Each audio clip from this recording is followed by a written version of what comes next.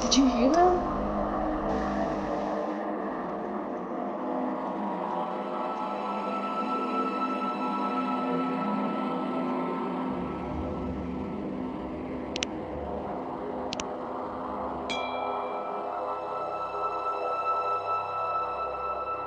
And hello, everyone. Welcome to Haunting Live podcast. Thank you for joining us here this afternoon. Thank you for following us also over on social media on Facebook, YouTube, Twitter, and Instagram, and also on the podcast apps that we're on.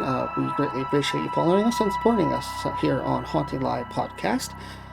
Thank you for joining us here this afternoon as well. It's a beautiful day, first week in the spring here. And as you noticed, we slightly changed the podcast intro a little bit today.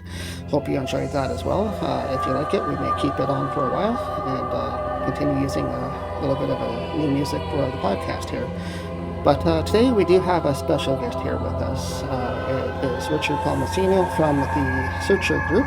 He's a paranormal investigator from the oldest group in Canada, actually. He formed his group back in 1979, and he's going to be talking to us today a little bit about what he does as a paranormal investigator, what it was like to do things back in the old days, and also a topic that I've been wanting to actually talk about for quite a while here on the show, and that is the topic of urban exploration versus trespassing. So he's also got some topics about that he's going to be talking to us and sharing his thoughts on here today. So let's bring in Richard today. Hi, Richard. How are you? Good, Trevor. How are you? Doing great. Thanks for joining us here on Haunting Live podcast. I know we had a chance to have you on in the past, but we are grateful that you had another chance to come here on today as well. So thank you for joining us. Well, thanks for having me here. No problem. So I introduced you as a paranormal investigator, and you've been doing it for quite a while. When did you first get into investigating? Well, I've always been interested in the field. I grew up in a haunted house, and when I turned 18, I started the Searcher Group back in 1979, so about 42 years ago. Yeah, I'd like your introduction. How did it say? How did you say that? The old people. Yeah, I'm getting up there, but the things we do today are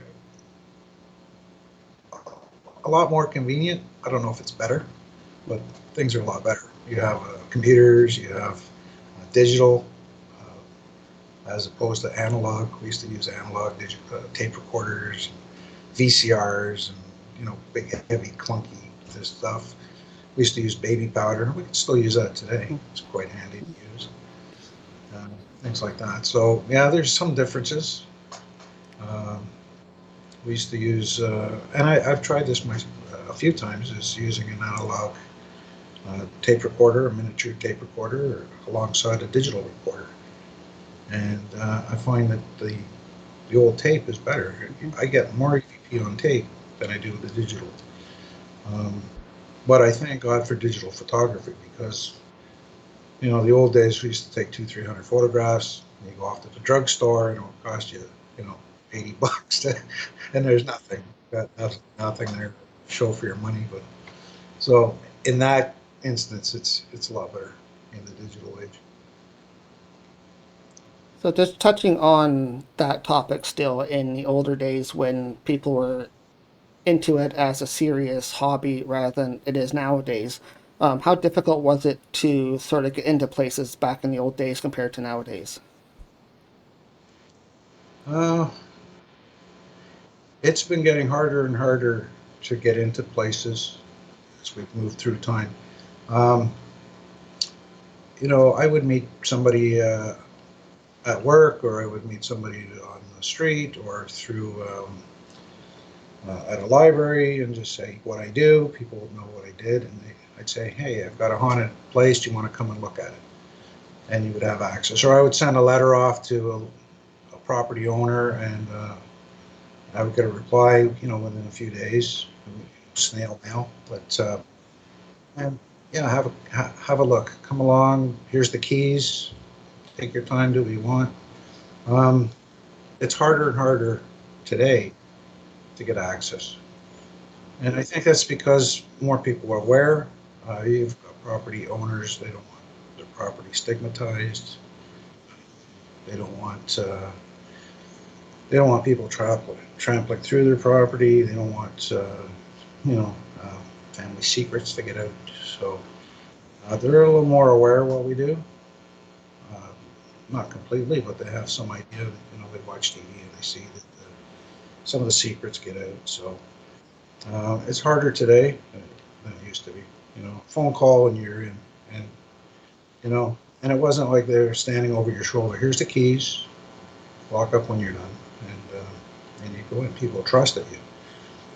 It's it's a different animal today. And, you have to have insurance sometimes. You have to have security there with you, depending on the facility or the building or what it is. And so there can be some interesting costs involved.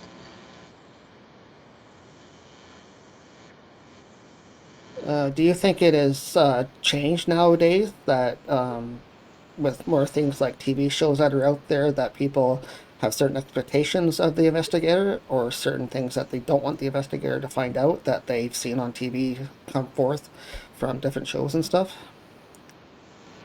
Oh, absolutely. Yeah, TV's unfortunately TV's made our what we do more aware to the general masses, but completely destroyed the work we do. Uh, it's made it harder to get access. You get a call for help. Somebody's got a family's got a problem in their home, or a business is having a problem with some type of haunting, and they have these expectations from watching these shows that you're going to go in there and solve the whole problem within an hour. It can't be done. You know? Unless it's not a haunting at all, you go in and shoo the raccoons out, and there you go, it's solved. But if it's a true haunting, it's not getting fixed in an hour. You're lucky to have it fixed at all, or maybe a month or three. But there's a lot of work involved, and you have to find out what's going on first, who it might be, and then try and find a solution to it. That's not something you do on a Saturday afternoon before going for pizza. Right, and I think we had you on the show in the past. You were talking about how long and in depth your investigation used to be. Do you want to sort of talk about some cases you've had in the past where the investigation has lasted a longer time than people expect? I did a family home, which turned into a massive project. Every time we found an answer to something, there was 20 more questions. Um, Luckily, the property owners were great. Everything was friendly, except the haunting, of course, that wasn't so friendly. But that took 6 years, and that was actually my first book. It took 6 years to get through that. Um, I've done investigations, 3 years long. Uh, the majority are a year.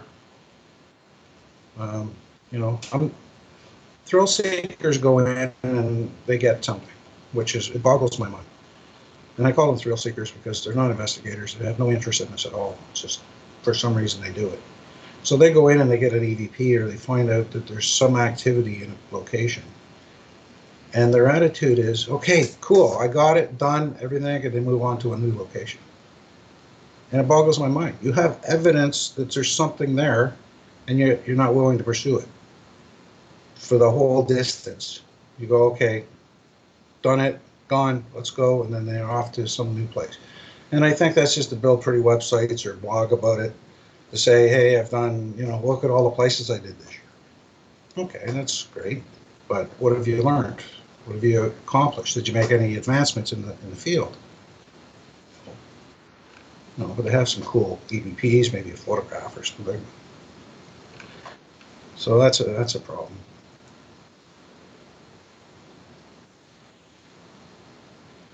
Right, too. And one topic that we want to sort of discuss here today with you is a topic of urban exploring. And it's something that's been on my mind for quite a while.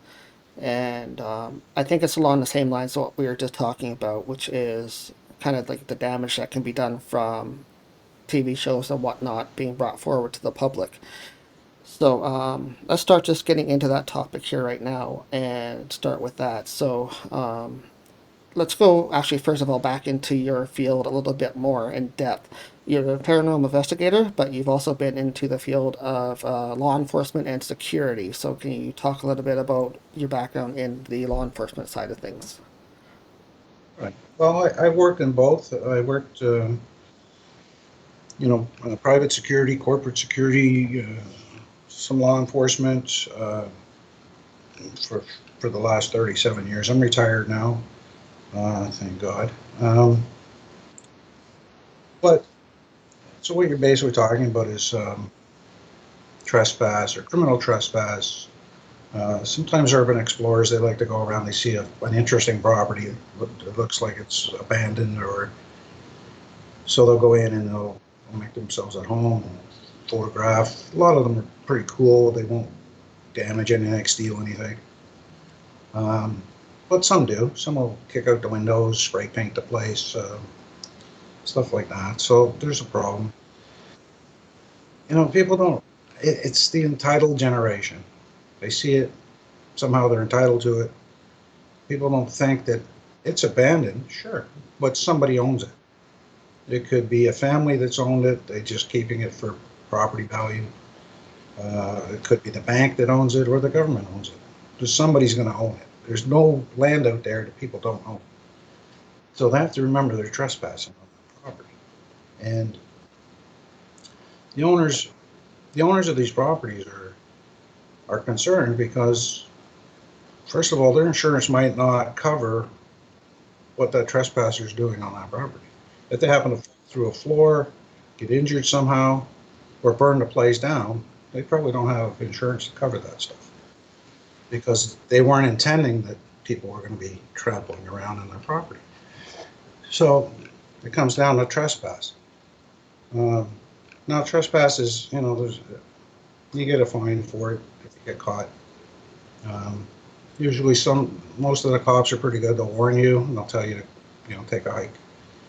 Um, some of the police officers might make an example of you, so they'll give you the fine and stuff like that.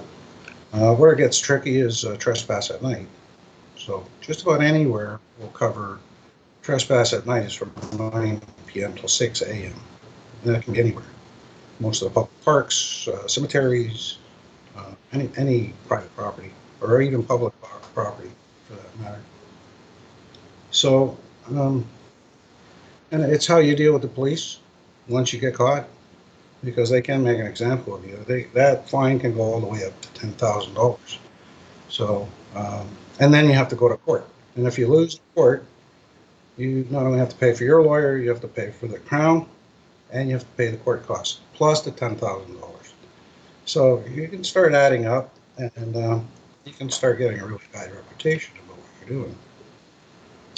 The other thing I don't like about people that trespass is I put them down as thrill seekers. They're not really investigators. They don't have a deep interest in the paranormal. And the right reason I say that is because if you're going to cut corners and you can't take the time to go do things properly, and as soon as you break the law, you may find the greatest evidence on the planet.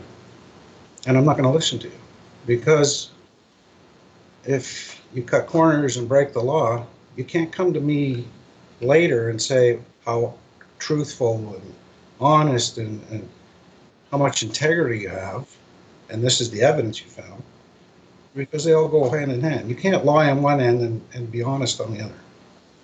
So it's discounted. I don't even want to talk to those people. I don't I don't want to know about it. So yeah, it's a big problem. You have other things when you start trespassing. There could be reasons they don't want you in that place. There could be hazards. The floor might be ready to collapse, or the stairs, or there could be toxic mold. There could be, the old pipe wrappings are starting to deteriorate, blowing around because the window's broken, and that's all asbestos. So you're really taking those risks. But the best thing is to get up, do it properly. Most people will let you in, especially in an old abandoned property. They don't care. But take the time. Go to your local um, city hall or records department, find out who owns the property, make contact, say, this is what I do, can I get access? 9 times out of 10, they're going to say yes. And then go to your law enforcement, the local cops that work that area, take your permission sheet from your agreement from the client and say, I'm going to be here Saturday night for 8 hours, 10 hours, or whatever. And you start working with the police. They appreciate it because they're not wasting their time going, hey, see those flashlights over there? What's going on? So you build a rapport and you start to get a good reputation, and people appreciate that. I mean, many a time I've had the police come by to check on me. Not that they had to. They knew I was working there because I reported. And they'll come by and they'll say, hey, guys, how's it going? Killing some time. And you build a rapport. Next thing you know, he's checking his computer and he's telling you how many police calls to the house over the last decade, if there was bodies or murders or suicides so you get great all this evidence, all this information that costs you nothing because you're building a professional rapport with people. These are the people in the know. It don't cost money to do this, and here's the guy pulling up to the curb and telling you. So, there's benefits both ways. Oh, I totally agree for 100% with that for sure. The way we do things as our investigation side, we are always upfront and 100% real in what we do for people. So, in fact, we don't do anything without like a contract base with the client. So, we have to make sure the owner of the building is aware that we're coming in. It can't just be like an employee that's working at the location say, yeah, sure, come on. And then we get in trouble because like the owner doesn't know that we're there.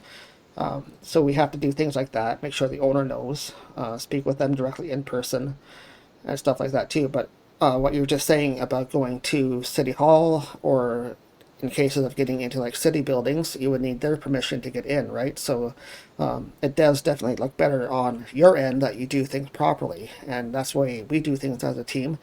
But there are some people and groups out there that just think they can break in or trespass, or just because nobody's living there, they can go into that place and check it out.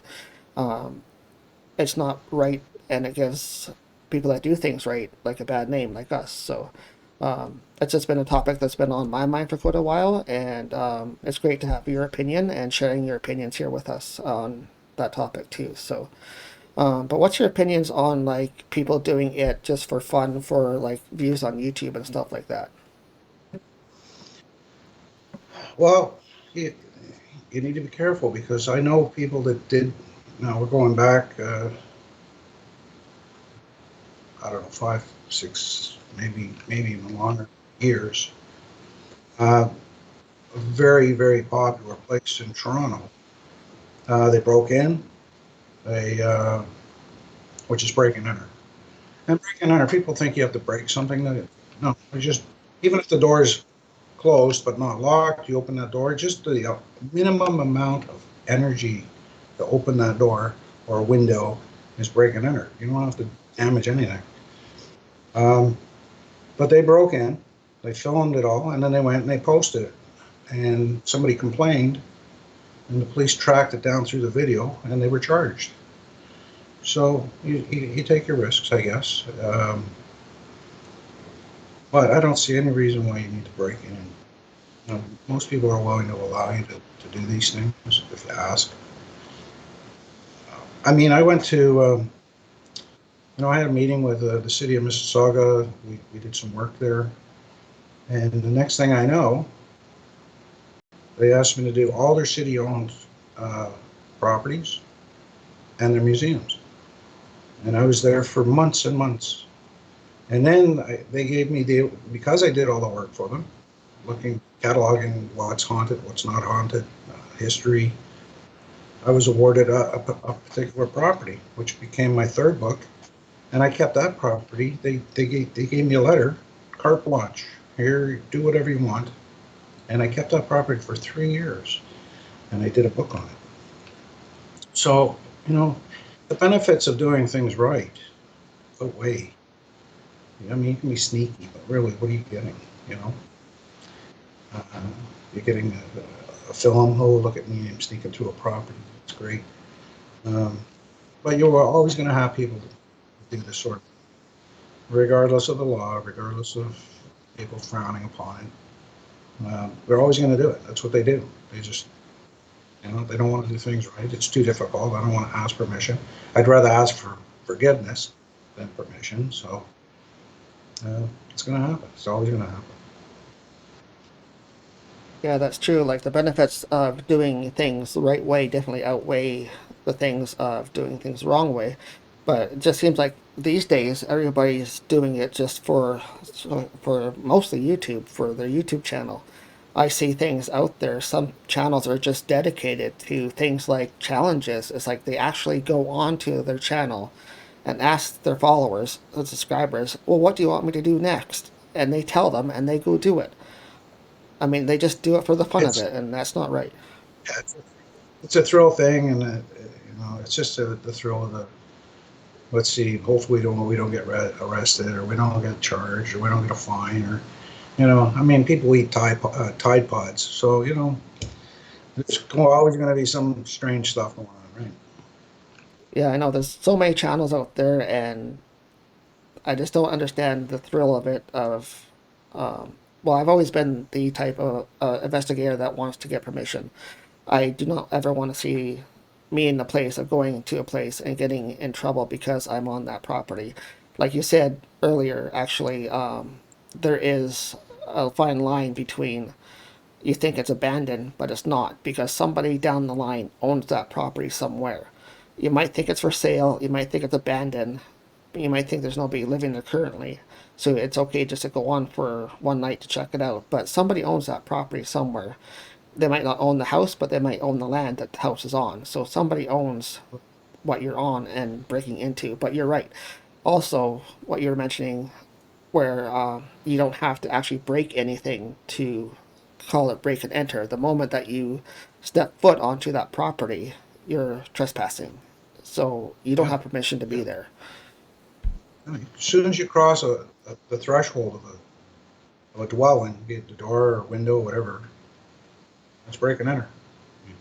You've just committed break and enter. To couple that with trespass at night, and now you got some serious problems. Uh, the other thing is people don't think. I've seen it firsthand. I've had to call in the police or security team, depending where I was working. Or I had permission and I went to the property. It was late. I went to go in and there's people already in there. They're having a party. So there's drugs involved. There's alcohol involved. I'm not going to go in because there's maybe a dozen or more people in there. I'm not going to go in and start a confrontation. That's not my job. I'm just here for ghosts, right? But you can walk into a situation where a homeless guy's there. Maybe he's not on his medication, or maybe he's been drinking, or maybe he's on drugs. A lot of these guys carry weapons, and now you're startling a guy like that in the dark because you want to be cool using night vision, and he doesn't know what's coming down the hall. Next thing you know, he stabs you or he starts shooting at you. And you take the risks. That's the way it goes. Yeah, but that's what they do it for. They do it just for that point. They want to get that reaction and be able to post that on their YouTube channel.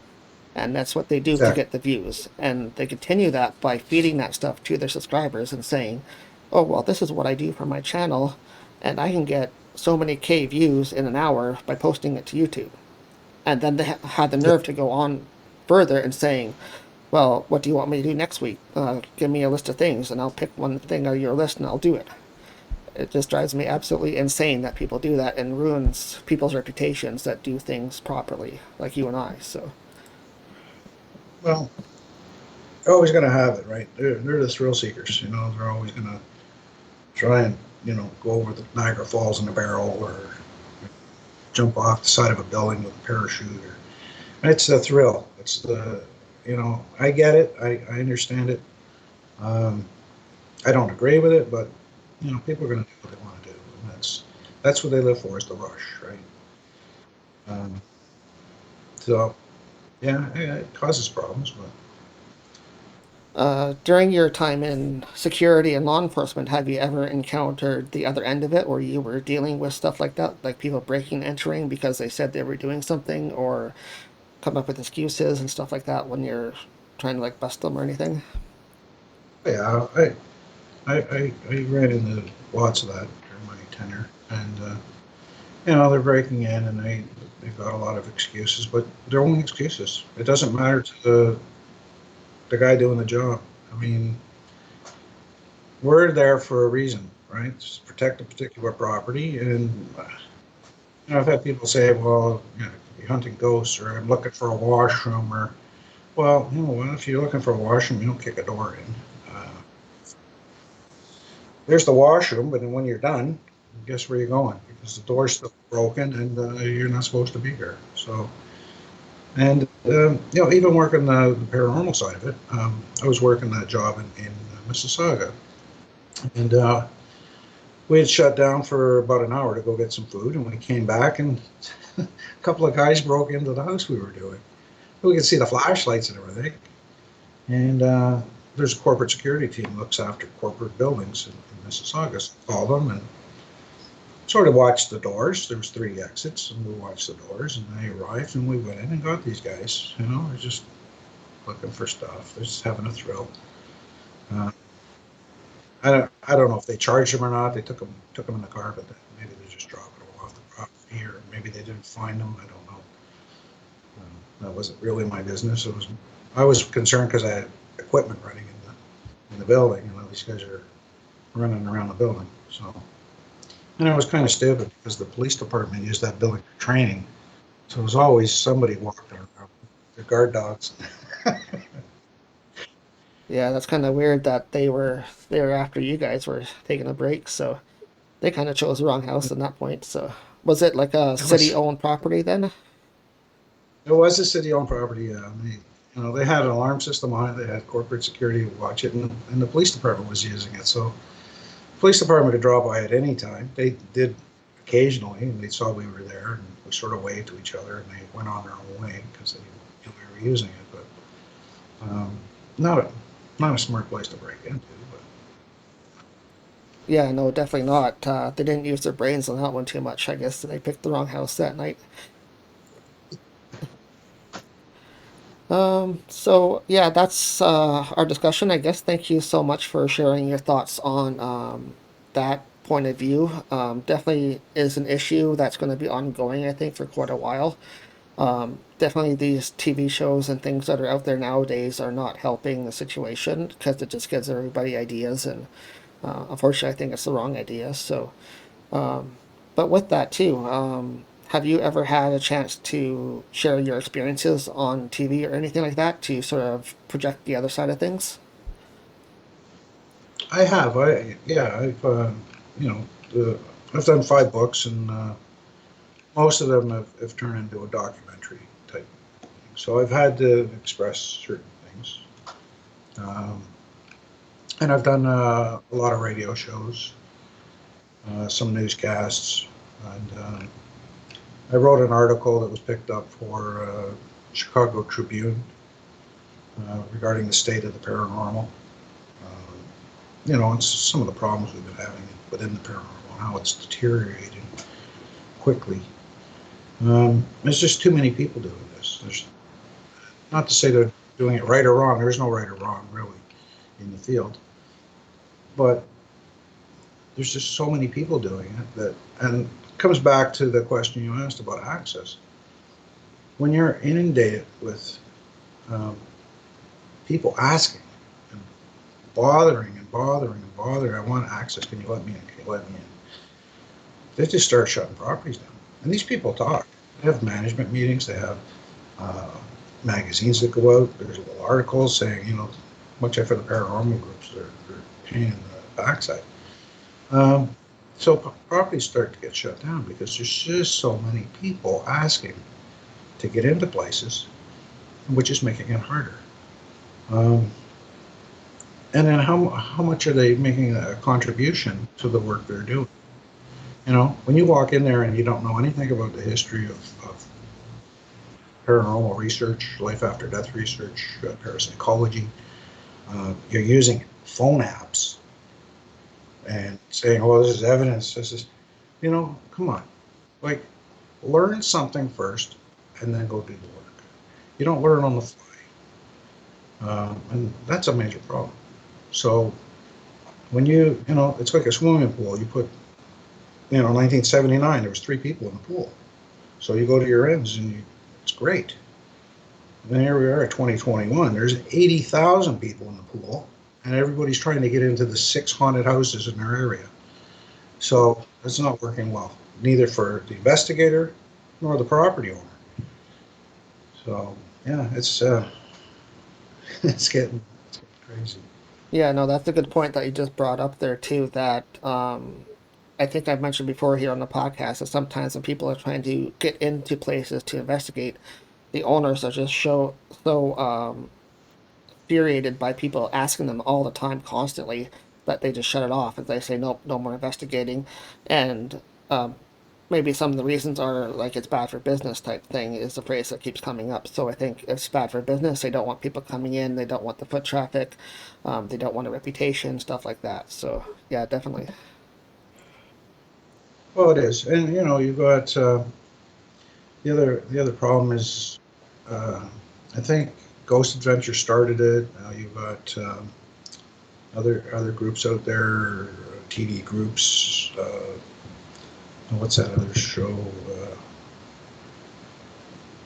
Kindred Spirits.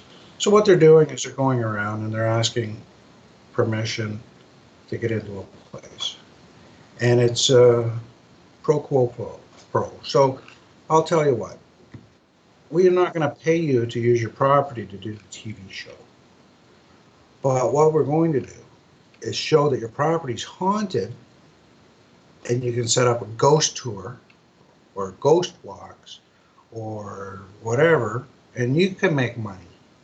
So now there's a haunted location that's disqualified. I can't, as an investigator, I can't go there.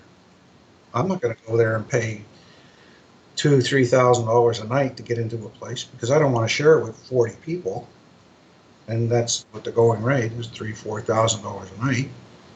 Well, it's off limits now. So any data that might hold, that might unlock some of the mystery to life after death, it's off the table now. It's good for the rich people and all these people that are going there to do. Well, we're going to do a ghost investigation. Me and my closest 40 friends. Oh my God! Tell me there's any evidence at all, right? Oh, did you hear that EVP with 40 people in the house with you? Are you serious? How do you know that's a clean EVP? That it's not Jeff next door whispering. So I don't see how that's going to help. It's not helping. It's causing all kinds of hindrance, problems. So, and this is becoming very popular, very popular. Most of the well-known places are tourist attractions now, right? I did an investigation of Fort George, Niagara on the Lake, and it was fantastic. Today, if you want to go do an investigation the way I did an investigation at Fort George, Niagara on the Lake, you're looking close to 12 to 1,400 bucks. Well, if I wanted to go back, where am I going to get 1,400 bucks from? Right? All right, sure, I'll just write another book. But these books don't make any money. You write them. I mean, take an example. The book I wrote in Mississauga. It took me 3 years. The money I made on that book, it probably cost me 5 times that to do that investigation, between the equipment and the time and the batteries and the food and the gas, and it all adds up. So you're not making any money at it. And everybody's getting into this. They want to get their own TV show and they want to be famous. It's it's a mess. I'm seriously thinking of getting out of this. It's a passion. I love doing it. I think that we could solve this, but I just see the downside now. Yeah, and that's what's so unfortunate about doing this these days is everybody's focused on that downside, and I think the only thing in it these days is people getting their views on YouTube, and that's so unfortunate. And that's what I kind of want to bring forward, is that side of the paranormal. It's not paranormal, and I keep seeing postings and everything else on the internet about types of shows that are on TV, and it's like these caught on camera type shows that are out there. They're not projecting what real paranormal is at all, and they have not probably any of those people on there have ever been on one real paranormal investigation in their lifetime. So um, all they do is they produce a show, they edit it, and that's it. So Yeah. You can, and even shows like that. I mean, they're. How do you know now? I mean, with the technology and the amount of hoaxers are out there, how do you determine what's real, what's not real? It's the water is so muddy now, and they keep bettering the technology. Right? You have CGI. You've got all kinds of ways to fudge this stuff now. It's disturbing. So when I come forward and I say, here, uh, this is the conditions it was, and this is what we captured, be it photograph, a video, whatever. Right away, there's 300 people saying, "Well, no, it's this or that, or you did this or what." Okay, uh, so what's the point? What's the point of putting in evidence if you can't determine the real from the fake? So yeah, no, for sure, 100%. And that's another point that you just brought up, which is a good point as well. All these new technologies that are coming out, I don't really classify those as real evidence either, because any of these things like the apps that are out there that people use, like the kinetics apps, and to get these little stick figures on your phone and things like that, those are not evidence. That's not what we are trained as paranormal investigators to look for or to sense. That's not even using your sensibility to find anything. That's just picking your phone up and saying, "Oh, look, it's there's a little stick guy on my phone. That must be a spirit." That's not evidence. Sorry to say. I know, yeah, there's a lot of strange stuff, and most of the technology we use, most people don't know how it works or what it was intended for. It's not for ghosts. All this stuff is not for ghosts. It's for specific scientific applications, and we've adapted it. We've taken a piece of equipment and adapted it to our use. But unless you know exactly the parameters of how this thing works, up and down, you can have all kinds of false readings. You can have all kinds of misinformation, and and then you present it on a YouTube channel or where on a blog or whatever. Oh, look what I got! But EMF, for example, right? Most people have no idea how EMF meter properly works. So be it single pole or tri meter or so they're just out there and oh my god, this is crazy, right? Yeah, like they'll take the K2 for example, because it's one of the most simplest EMF meters out there, and it's affordable, so that's what most people get. It's like the K2 meter, and it has pretty little lights on it, and it lights up to green or orange, and they think, oh, there's a spirit there, but that's not what you're reading. It's not scientific if you just think that. It's the fact, like you just said, that they're not trained in how to actually use the device. A lot of people are, but I'm saying like most people that just averagely go and get one and pick it up and start using it, they're not going to know the scientific behind it besides what they've seen on, again, TV. So, Yeah, yep. So, anyways, it's yep, true. definitely. And I think that's true. I think it's the way things are going. It's the way things have been for a long time. And like you said, I don't think there's going to be any real one solution to that issue. Um, it'd be great if they could start switching things around and maybe having, for starters, different people and different characters on shows that bring forth proper information. That would be a start. Yeah, that'd be interesting to see that. It's always the same people. It's the same little circles of people that are. This one promotes this group, and this one promotes that group, and uh, but the real investigators out there that are doing this, I don't really think they're looking for recognition. They're just doing their own thing, and they find stuff. Say, here, this is what I found. Like it or not, believe it or yes, I don't care. And then they go back to their work because that's what we do. Um, it's everybody jostling because they want to be rich and famous. They want their own show. They want 8 seasons or whatever. That's what they want to do, and that's great. More to power to them. But they're you can't say you're a die-hard, passionate paranormal investigator chasing down your own TV show because TV shows are ratings based, and you're going to have to give up your integrity, give up your honesty, and you're going to have to fudge it, or you're never going to make it to season 2. That's just the reality of it. Anybody tells you different, well, they're lying to you. I know. I've been offered all kinds of different stuff, and I turn it down because the contracts are very explicit in what you have to do and how you're going to do it. And my integrity is worth more to me than whatever they're going to pay me. So just you have to make that choice. You either want to be rich and famous, or some sort of famous, or do you want your integrity and you want to do this work because you love doing this work. And that's the way it is. Yep, definitely. You have to decide one way or the other what you are really in it for, and what you want to get out of it too. In the end, which it was it? What you said you had some offers before. So which is it for you in the end, Richard? Do you feel like you want to continue seeking the truth, or do you want to kind of which direction do you want to see yourself going in the future? Well, I made those decisions. I turned those offers down. I had no interest in doing that sort of thing because, like I said, my integrity is worth more. Um, how I'm going to proceed at this point, I don't know if it's worthwhile because the whole field is such a mess. Um, I could go out and get a ghost, put them in a jar, bring them to your house, and say, "Here." But yeah, are you gonna believe it? Are the masses going to believe it?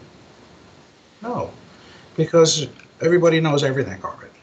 We're in the age of enlightenment.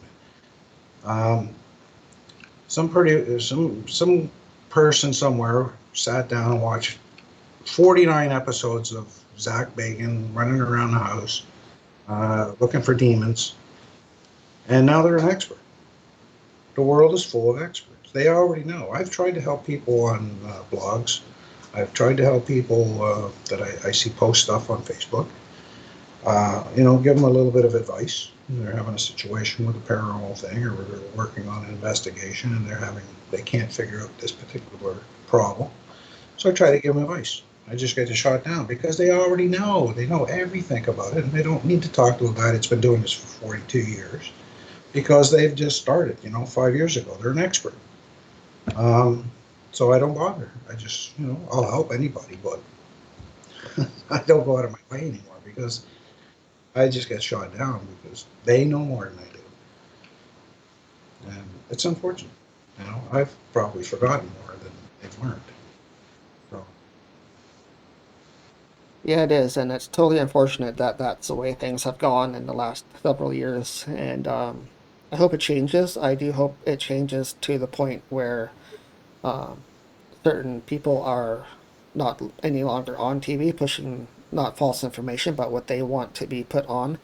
And it always just seems to be the same people just rotating and rotating shows. So, I mean, it's not helping the situation any.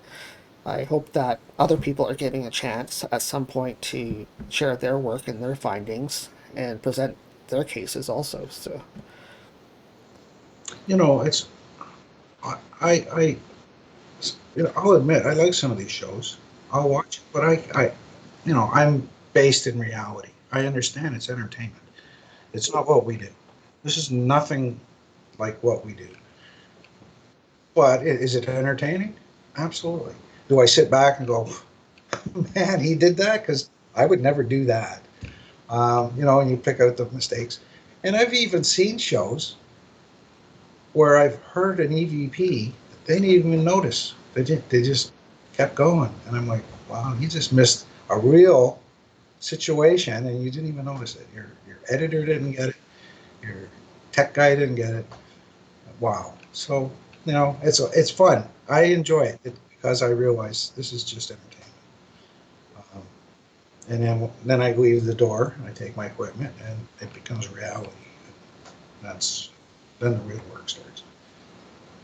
Yeah, exactly. I've seen shows like that as well that have had evidence just washed right over and they just don't even notice it's theirs. So that's, I guess, a Mhm. sign of how things are these days. But Well, it wasn't part of the script. That's why we exactly. missed it. Yeah, they don't even highlight it or check it or review it or anything. It's just you follow these steps and that's how you produce and edit your shows. So, like I said, I just hope things change in the future. I hope it's not continued this way forever.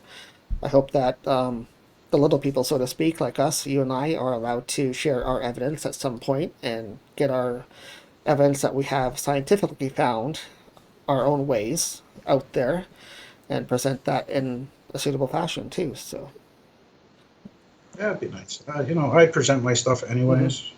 And like I said, I'm not here to sell anything. I don't, I'm not knocking on your door and say, hey, this is my proof, buy it or look at it. Or I just do my thing. And if I find something interesting, I put it out there.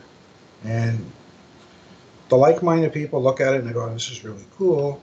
And then the haters or the people that know everything already look at it and go, oh no, you know what, you know, I had demons in my basement and I just ignore that. It's just noise, right? And there's a lot of noise. And I just ignore the noise and I just move on.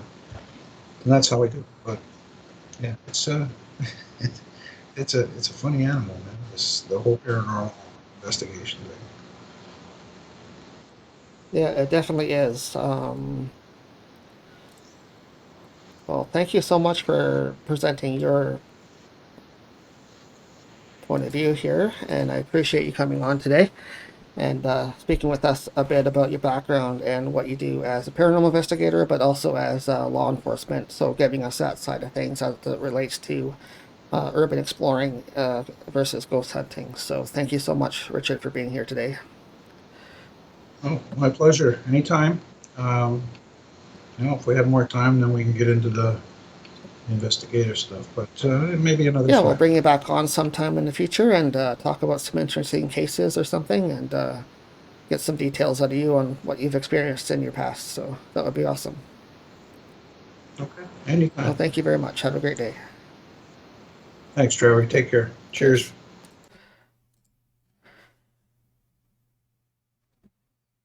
Sign off here. And that was Richard Palmisano. He is the oldest paranormal investigation group in Canada. He was starting back in 1979, and he has a lot of interesting stories and things to share with us here on Haunting Live podcast. Now, I noticed we did have a few technical issues on that side, but I think it was the stream inside, so I apologize for that. Nothing we can really do to fix that when we're streaming live. Just kind of carry on, but thank you guys so much for tuning in. I hope you enjoyed Richard as our guest here. We've had him on in the past, and he was grateful enough to be able to come back on today and do a full show with us here this afternoon on Haunting Live podcast. So we have reached we have reached episode number 12 here of season 2 already. So I just want to thank everyone for their support and following us here on Haunting Live podcast. It's been great having everybody follow us over on social media, on Facebook and on Twitter. We're also on YouTube and Instagram also. So if you want to follow us over there, we'd appreciate that. We do quite a few postings for you guys. And also, if you want to check out our merch area on our website is hauntinglivepodcast.com. And you can check out our merch area where we have a bunch of different items that are for sale. Mostly stuff that we use in the field, such as paranormal stuff, smudging materials, sort of different things. We just recently also added crystal jewelry to the website. So we have some earrings and necklaces that Chris from Haunting Live Podcast creates himself. So check those out here on Haunting Live Podcast under the merch page. And also, we have posted this weekend a little post we did live with Sally Diane. She is the queen of Ooga Booga over on YouTube, one of our colleagues that we work with, and she has her own channel. And we're doing a special event with her later on this year in October for the Halloween weekend at Queen's Inn in Stratford, Ontario. Tickets are on sale for that public event on our website under the events tab, hauntinglivepodcast.com. And tickets for that event are a 2-day event, Friday, Saturday, and tickets for the event are on sale right now for $140 for the whole event. So go check out the details over there and check out the website. And also don't forget, sign up for our mailing list as well. We do send out mailers once a month telling you who's coming up for the next month and some other information about who's been on the show and some more details that you'll get first on email rather than being posted to social media. So that's about it, guys. Again, have a great weekend. Thank you so much for tuning in, and a big thank you to Richard for joining us here on Haunting Live. Appreciate him taking time out and talking a little bit about a topic that I want to have on our show for quite a while, which was urban exploring versus ghost hunting. So thank you so much for him and his insight as a law enforcement officer also. So it's great having his opinion on the show here today. With that, guys, have a great weekend and happy spring equinox as well. It is the first weekend in spring, so enjoy the sunshine, and we will see you back here next week. Take care.